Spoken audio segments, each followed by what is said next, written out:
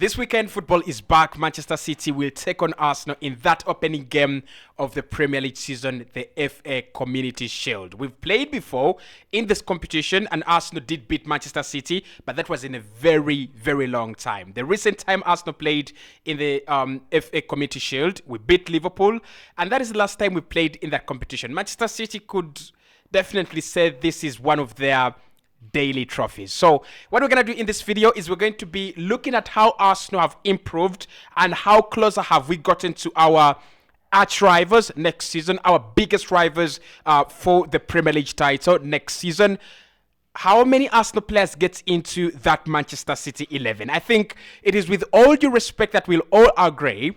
At the moment, Manchester City are the best team in the world. They do have the UEFA Champions League, but they're also the best team in the Premier League, having won 5 of the last 6 titles of the Premier League. So how many Arsenal players do get into the Manchester City side? We're doing a combined 11. It is going to be purely biased because without bias, we might not have any players in that team. So hit the like button, subscribe to the podcast as well. Let me know with all your bias, how many Arsenal players would you actually name into that City side as in a combined 11, and which names are actually those? Hit the like button. Let's get into the conspiracy theories. Now, in goal, it has always been a debate whether Ramsdale and Ederson are quality goalkeepers. Last season, in terms of statistics, Ederson was the much better goalkeeper. But I do still have a problem with Ederson. I do have questions actually with Ederson. And many of those questions have always been answered during the Brazilian national team games. When Alisson and Ederson meet, it has always been a no-brainer. It has always been a no contest. Alisson has always been the better goalkeeper and he's always started for Brazil. I think Ederson is a good goalkeeper. I just don't think he's at the levels of Thibaut Courtois, Alisson, Buffon, Casillas. I don't think he's there, and I don't think he's going to get there. So Aaron Ramsdale and Ederson, I think Ramsdale is pretty average, but so is Ederson. So who is better among these two average goalkeepers? I'll go with Aaron Ramsdale. I think there is a good save in Aaron Ramsdale. I think he can make you a spectacular save. His distribution is nowhere near Ederson. So, and I think that's why that's the reason as why Ederson is the goalkeeper at Manchester City. It's the distribution. It is his comfort on the ball. It is his ability to help the team play out from the back. He's so confident. As a footballer, as a ball-playing footballer, as a ball-playing goalkeeper. But in terms of those attributes, those extra attributes of a goalkeeper, a save, a spectacular save once in a while, a vital save to win you a game, I still think Aaron Ramsdale is a much better goalkeeper than Ederson. So I'm going to go with Aaron Ramsdale in goal, despite the fact that Arsenal are trying to replace him, which actually does not serve his case in this video. I'm not going to be deluded. I still go with Aaron Ramsdale. Last season, like I said, in both performances against City, he was purely lacking. Like those 2 Kevin De Bruyne goals, home and away, I don't think that is very, very pure good goalkeeping from Ramsdale. The 2 Erling Haaland goals, especially the one in the second leg, that is not very good goalkeeping. But I still think, in terms of who is the better goalkeeper, in terms of goalkeeping, Ramsdale. Well, after saying so much, then we've got to go to the four defenders. At centre-back, now they have signed Josko Gvardiol, and they also have Ruben Dias. Arsenal have Gabriel Magalhaes and William Saliba. Those are the 2 centre-back partnerships that I'm going to be considering in this video. So let's get to it. At left centre back, right? At left centre back, I think Diaz is a no-brainer. Ruben Dias is such a formidable centre back. He's one of the best centre backs in the world. He's one of the centre backs I expect to take the league by storm this season. He's been very consistent ever since signing with them. He's been so good. And I don't think Gabriel Magalhaes actually has been as good anywhere near to the levels of Ruben Diaz. I think we will all agree that any team would sign Ruben Diaz in the Premier League, and he would definitely make them better. There is even a question right now if he's better than Virgil van Dijk. And I would actually put it out there, and I would say, given the fact that he's a very safe player, given the fact that he's a very safe defender, I think he's much better than Virgil van Dijk. To partner him, I do like Josko Gvardiol. I really like Josko Gvardiol. And I think he's going to take this league by storm. I think it's going to be one of those centre-backs that just come in and settle in right away and make a statement and become huge. But I will go with William Saliba over Josko Gvardiol. I will take William Saliba every single day over Josko Gvardiol right now. The reason is simple. Saliba has had that 28 game span that has actually tested him in the Premier League, and he has actually made himself much better. It has made him better than he was. He's a much better centre-back this campaign than he was last campaign. Why? He's tested and he has actually passed the tests. Josko Gvardiol has got to work on a couple of things, in my opinion, and one of those is to adapt to the Premier League. But secondly, he's also got to adapt to that, Manchester City setup. I think with William Saliba, you have a centre back who has the right environment, right team, right mentality, right kind of football, right manager, and he's also found the right league, and he's just settled in. So I would go with those two. However, a big shout out to Manuel Akanji, who I think has been absolutely incredible for Manchester City ever since signing for them from Borussia Dortmund. At right back, Benjamin White, Julian Timber, and John Stones. I'm still going to go with John Stones. I kind of feel like last season there were very few inverted fullbacks that played much better than John Stones. I think the only inverted fullback that played better than John Stones was Alexander Zinchenko at Arsenal. There was no better player that played that role better than John Stones. The way he picks up the ball into deeper areas, the way he progresses the ball into those advanced areas, his confidence on the ball, his passing range, the ability to be press-proof as well. As a defender, his confidence in midfield, his confidence in possession. He's such a good player. Like, I'm one of those bastards who have ever thought that John Stones is not good enough for the Premier League and not good enough as a footballer.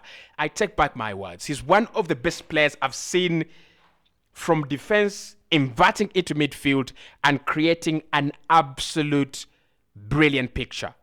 He's absolutely phenomenal. At left back, I'm not really sure if we'll go with Nathan Ake, but that is the player that has played there before. So the whole of last season, Nathan Ake played at left back for Pep Guardiola. We could consider Joao Cancelo, but Cancelo is not a Man City player, and we know he will not be there. He's not going to stay there. Alexander Zinchenko has been injured for quite some time, so he will not make it to the Community Shield. So I'm going to go Kieran Tierney, Alexander Zinchenko, Nathan Ake, and Jakub Kiwior. Now, out of all those, we have two proper fullbacks. That is Kieran Tierney and Alexander Zinchenko. I think Tierney is it's a little bit unfair to add Tierney to the conversation. He's been outpicked lots of the time. So has been Tomiyasu. I think this is between Zinchenko and Nathan Ake. Now, defensively, Nathan Ake was the best defensive left back in the Premier League last season. Offensively, Alexander Zinchenko was the best offensive left back in the league last campaign. Who made their team better? I think Nathan Ake really had a very good season. He made them better. But Alexander Zinchenko exponentially improved Arsenal. I think he's a player that Arsenal will miss in those opening season games of the season, and I definitely put him ahead of Nathan Ake. He's been absolutely phenomenal. There are so many clubs that have struggled with him coming into midfield and feeding balls into Martinelli and Saka. The assists, the pass before the pass that he's been making. He's a phenomenal player, absolutely phenomenal. Yes, there is a lot of bias in the team.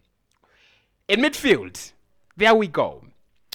So in defensive midfield, we have a couple of options. Calvin Phillips, Lodri, Declan Rice, Thomas Partey, and Jorginho. Let me know in the comment box below, because this one is a difficult one. As a Spain diehard, I don't believe there is a better defensive midfielder than Lodri. But the way I have seen Thomas Partey, I think on his day, he's one of the best in the world in that position. Rice, his numbers in the Premier League, he was actually better than Lodri at so many of the statistics and metrics you need for a defensive midfielder. And in that position, I'm going to go blind and I'm going to say Lodri.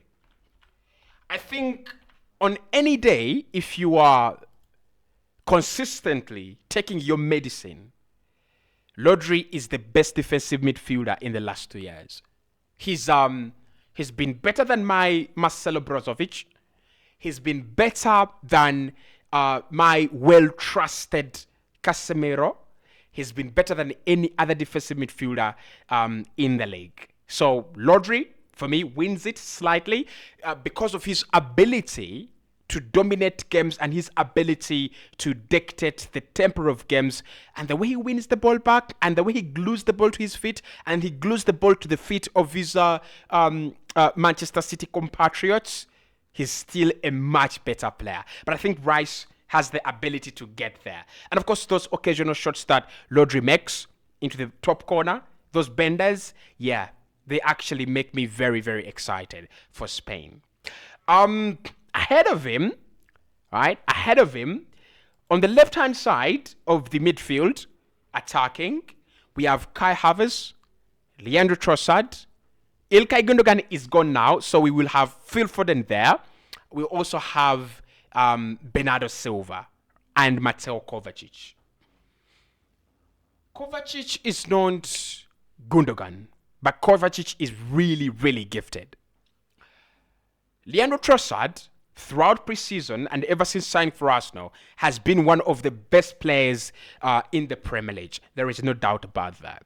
So for this role, I'm going to go Phil Foden, Kovacic, Trossard, and Kai Havertz. I've left out Emile Smith-Rowe because I think the debate is still a little bit bigger for him, as he has not played a lot of football in the last season. Foden as well has not played a lot of football, so Foden is out for now, right? Talented, gifted, but I see him start a lot of games for Mancity next season. But for now, in that position, I will insert Leandro Trossard. I think Leandro Trossard has been absolutely magnificent for Arsenal, and Manchester City, without a doubt, if he was available right now, with Ilkay Gundogan out of the door, they would get him in. Now, that puts me in a very precarious situation because I cannot go with Martin Odegaard over Kevin De Bruyne. Kevin De Bruyne was the top highest assister last season for the Premier League. He had a fantastic season where they won the league, and he's been the Premier League's most creative player, I think, for a couple of years, hasn't he? So it's hard to drop him. It's very, very hard to drop him. So this is what I'm going to do. I'll play Kevin De Bruyne.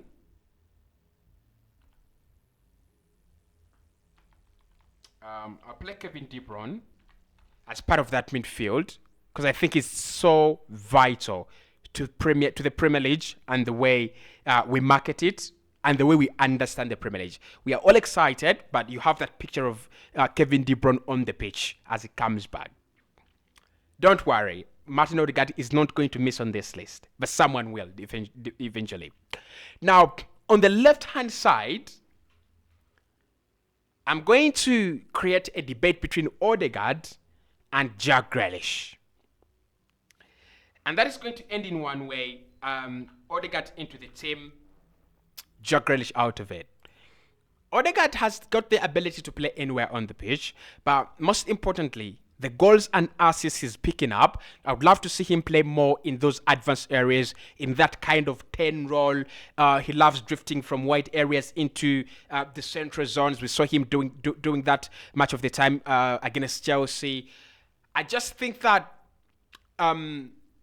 he's a much better footballer than Jack Grealish. He's a much all-rounded footballer than Jack Grealish.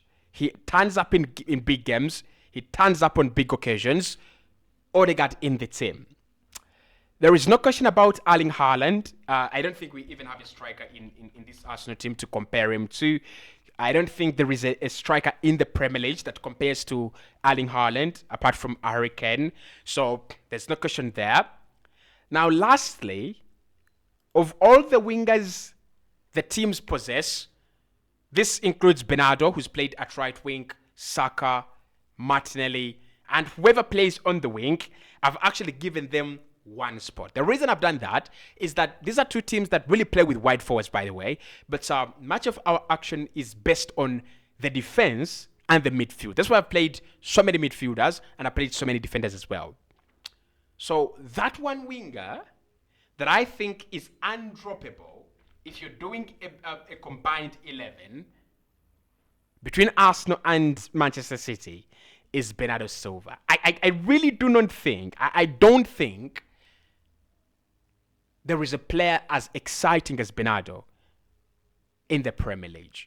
He's kept his flair, he's kept his talent, he's kept his genuine ability, and he's still a very, very much able and productive player. Provides a lot of goals, provides a lot of assists, scores very crucial goals, and is so versatile. I've dropped Saka. I've just done that. I've dropped Saka because I kind of feel like that is the ultimate 11 if you're going to do a combined 11. So, Man City with a couple of more players in there. I think City have 2, 4, 6, and Arsenal have 5. I think we are there. I don't think we are far away. Probably someone would have Jack Grealish in the team over Martinelli. Someone would have Saka over Bernardo Silva. I don't think we are far away in terms of contesting. I think the players that are clear in the Manchester City squad are Rodri, Kevin De Bruyne, and Ruben Dias, and John Stones. The players that are clear in this Arsenal side, you have Leandro Trossard, you have Odegaard, you have Saliba, and you have Alexander Zinchenko. So it's kind of a balanced squad, but let me know what you think about that combined 11.